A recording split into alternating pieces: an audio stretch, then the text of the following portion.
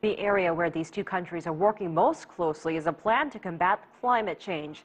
It is seen as a perfect example of how diplomacy and better relations can lead to a better world. CCTV's Nathan King is following this part of the story. He joins us live from the U.S. State Department where the meetings are taking place. Nathan.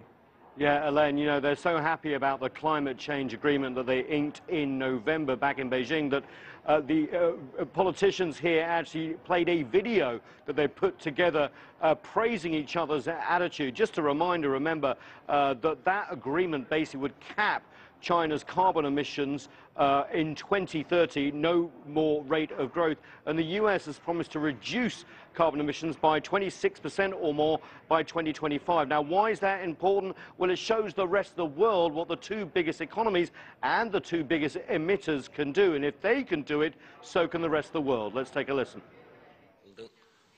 Nature has shown human beings the red light, telling us that the traditional growth model is coming to its limit.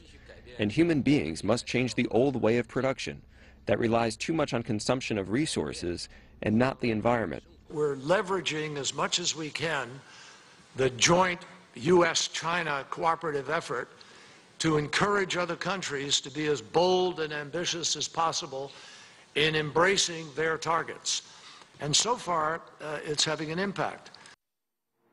So, Nathan, have we seen any concrete announcements yet when it comes to climate change? Well, we've had the big one back in November, but there's lots of little ones, and they're quite substantial. You know, the whole idea this week is basically that climate change, a green economy, is an opportunity as well as an obligation for the planet. They have something called eco-partnerships. They announced 6 at the previous strategic and economic dialogue. They've announced another 6 as well here. Now, these can be a big deal. For example, Boeing, the world's biggest plane maker, is teaming up with China's biggest plane maker to see if they can use waste oil to fuel airplanes. Can you imagine the impact on the planet? There are others that, for example, track sea turtles and their migration.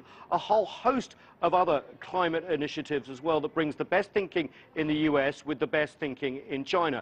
But you're right, the real prize here is a global climate deal to cut emissions in every country, not just the 2 biggest emitters. And that will really start in earnest when Chinese President Xi Jinping starts his state visit here in September. There'll also be a big push at the United Nations that month and a big push, united US and China over climate change at that all-important Paris conference in December, where countries are meant to sign on to binding targets to reduce carbon emissions. So the fact that the US and China are on board is quite incredible, because remember, for about a decade, they disagreed with everything to do with climate change. Now they've come to develop together, developed world, developing, they can show the rest of the world, or so that's the plan anyway.